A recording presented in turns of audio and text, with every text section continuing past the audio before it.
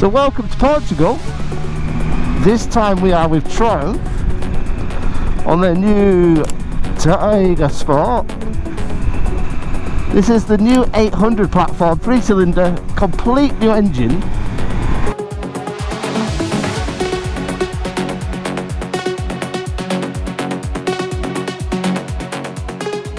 Oh, we can't find a fall. He must be getting paid by Triumph. Bum, ba, ba, ba. Bum, ba.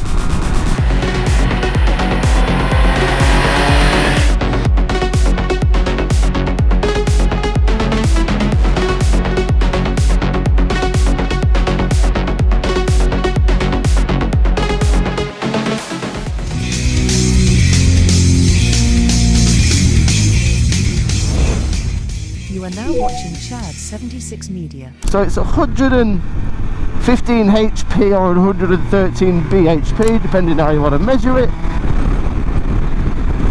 Chassis wise, we've got a 17-inch front wheel with adventure styling, and 17-inch rear wheel, pretty obvious.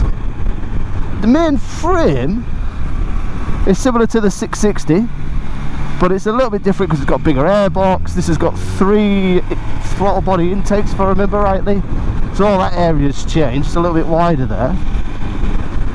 Chassis shower suspension on the front, shower on the rear, compression one side, rebound on the other. The back's got a nice big remote preload. Rain, road and sport on the modes. They changed the lead sensitive traction control and the kind of power characteristics. ABS is just constant cornering ABS, which is constant, you can't change it, and it doesn't change in the modes. Adjustable screen, that's fully upright at the moment as we just negotiate these very tricky corners. Michelin rubber, good quality Michelin rubber. It's been working well. We've done about 20 kilometres in mixed kind of sketchy dampness, and yeah, good feedback, good rubber. What else have we got? This one, heat grips, that's an optional extra, but it's a bit fresh. Cruise control is standard, and as you'd expect, there's loads of accessories for luggage, top box, panniers, you name it, and they're all kind of colour coordinated. And I think if you've got a 660, the 660 panniers will fit onto the new 800, because I think the rear end is the same, the bracketry system. Might want to check with your Triumph dealer before you try fitting them, but I'm pretty sure, could be wrong, it has been known.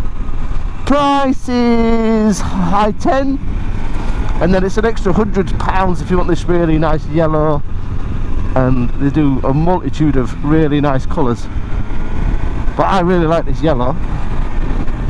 Clocks, oh, they've got Bluetooth connectivity, pretty simple straightforward switch gear. I think I've ticked every box, have I? So it's always good to just jump on a bike and get some first impressions, even though it's an 800, which in my mind is quite a big bike, and it's what, 115 horse. It doesn't feel like a big bike. I can get 2 feet firmly on the ground, and I'm only 5'7". The bars are actually closer and smaller than they look. Like when you look at it, it looks like a big bike, but it's not actually that big. Adjustable screens, simple, seems to be deflecting quite a lot of wind. I mean, it is absolutely howling. It's like 40 to 50 mile an hour gusts up here. Michelin rubber's working well in these really sketchy conditions, because as you can tell, it's like dry, wet, dry, wet, dry, wet.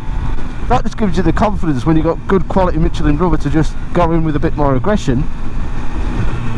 And so, equally with the cornering ABS, cornering traction control, you can just lay on it a little bit. Engine is really strong. This 800 3-cylinder engine, got loads of low down drive, sounds good. Sounds really nice. Down here, Triumph just make brilliant 3-cylinder engines right through their range, and this is going to be another gem. And yeah, looking forward to seeing what else it goes in. There's always a bit of an argument, I think, for cornering ABS and cornering traction, but these roads are going from, look at that, really greasy, horrible, to perfectly dry, 15 degrees, you know, loads of lean. So why wouldn't you want cornering ABS at all the rider rates?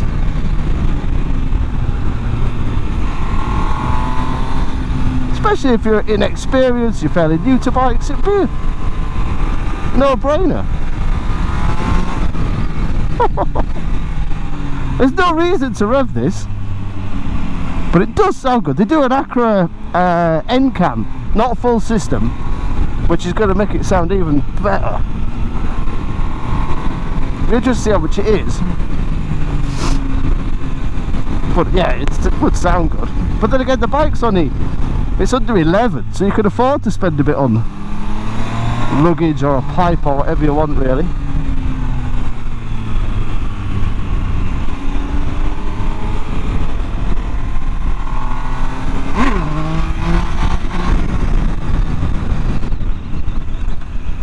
I am struggling to find faults with this. A few of the other riders think that the dash is a little bit basic, but I like it.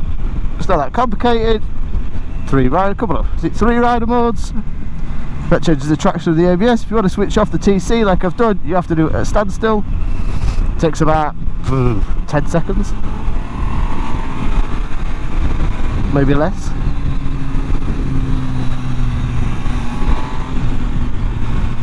Shadow means damp. Sunshine means lean.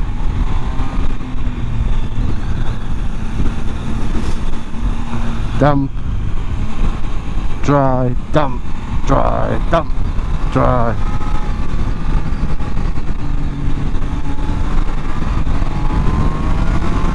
Turn's nice. Stability's good as well. It's just now we're starting to up the pace a bit. The ABS is a little bit intrusive, but Jesus, that's been really picky.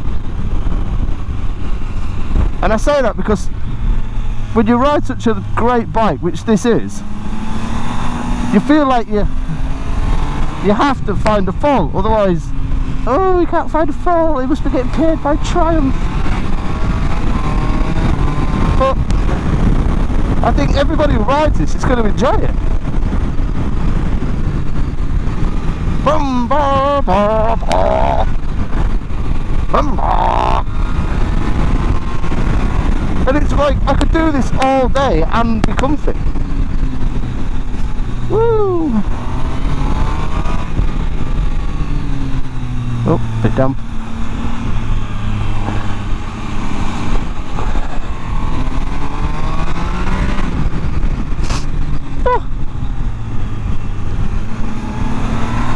Now it's dried out, you get like a real nice kind of feel for it. I don't know if there's pegs anywhere near yet, but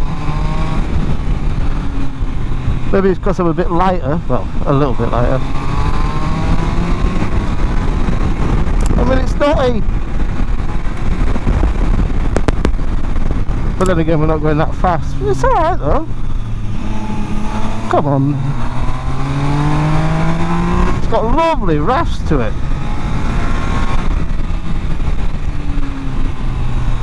But it's handling the bumps well.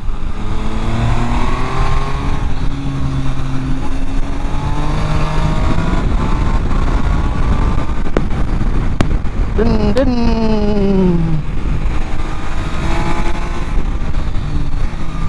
I'll put the hammer down, buddy.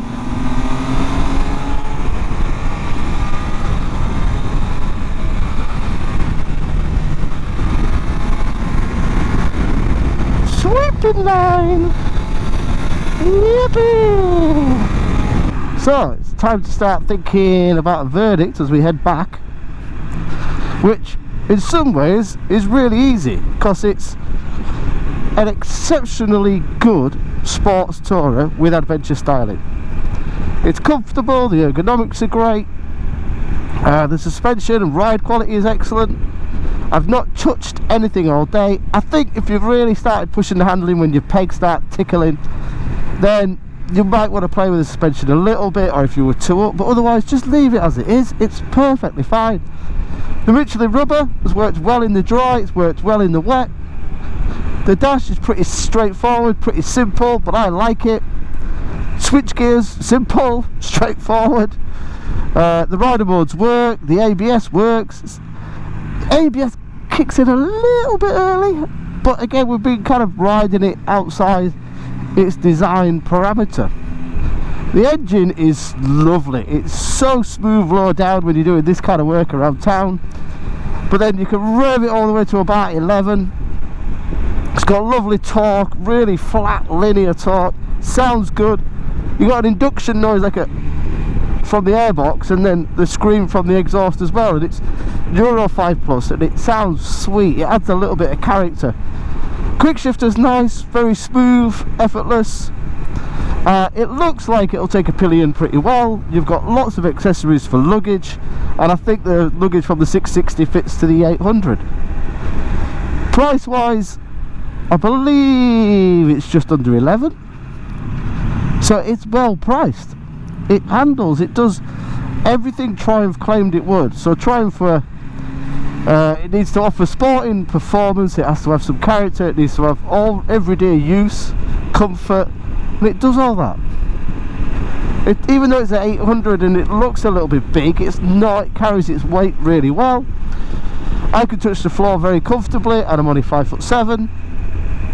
I am really struggling to see any negatives. When you change the modes, it's difficult to tell which mode you're in, because at the moment I'm in sports mode, but there's nothing that tells me that on the dash. That's the only little negative I can find, but it's like a 2025 VRFR 800 or one Kawasaki SX, the first one that was brilliant. It's just that all-round versatility, all-round usability. You can go touring on this, you can go around Europe on this, you can ride it two up, you can fit luggage, you can commute on it, you can go through town on it, and you can chase your sports bike mates on it. Up to a point. I mean, it'd be even okay in a slow and medium group on a track day. It is a really, really excellent bike, and I actually think the build quality is pretty good. I mean, the bikes are not built in Hinckley, but you'd never kind of really know. I like the yellow paint, it's an extra 100 quid, I'd definitely pay for that. And the heated grips are an optional extra, but yeah. Struggling to find any negatives apart from the mode indicator, if you want to call it that. Really, really enjoyed today's ride, really enjoy the bike, really enjoy the character, the comfort. Think it's an excellent bike. The only problem, and I don't think it is a problem, I might need another word, is that Tracer from Yamaha is also a bloody excellent bike. So we kind of need to put it against that and see how it goes, but that is a really good bike too. But yeah, I don't. Anybody who takes one of these for a test ride is not going to be disappointed. I think, well, they should sell well. It's kind of like a modern day Tiger 1050, but way lighter, way more fun, way more enjoyable, but still excellent comfort. Okay, thanks for watching. If you've got any technical questions, I will try and answer below. Yeah, this has not been a tough assignment, and this is a bloody excellent bike.